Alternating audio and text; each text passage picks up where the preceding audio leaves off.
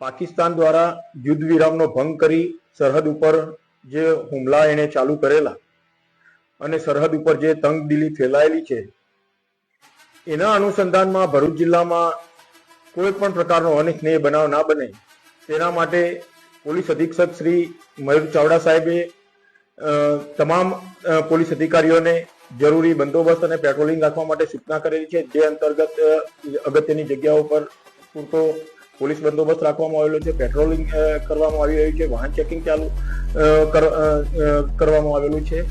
સાથોસાથ ભરૂચ જિલ્લો જે દરિયાકાંઠે આવેલો છે, દરિયાકાંઠે જે ગામ આવેલા છે અને એમાં પણ દહેજ ગામમાં જ્યાં મોટી ઔદ્યોગિક વસાહતો આવેલી છે, ઔદ્યોગિક એકમો આવેલા છે, વાઇટલ ઇન્સ્ટોલેશન્સ આવેલા છે, તે વિસ્તારમાં દરિયાકાંઠે તથા દરિયાની અંદર સઘન પેટ્રોલિંગ ચાલુ કરવામાં આવેલું છે। દરિયાની અંદર પેટ્રોલિંગ કરવા માટે બોટ રિક્વિઝિટ કરવામાં આવેલી છે, ડ્રોન કેમેરાનો પણ ઉપયોગ કરવામાં આવી રહેલો છે અને આજુબાજુના કાંઠા વિસ્તારના ગામડાના માછીમારો તથા આગેવાનોનો સંપર્ક કરવામાં આવી રહ્યો છે।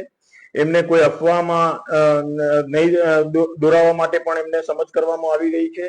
કોઈ પણ શંકાસ્પદ ગતિવિધિ જણાય તો તાત્કાલિક પોલીસને જાણ કરવા માટે પણ સમજ કરવામાં આવી રહી છે। આ રીતે તકેદારીના પૂરતા પગલા ભરૂચ પોલીસ દ્વારા લેવામાં આવી રહ્યા છે।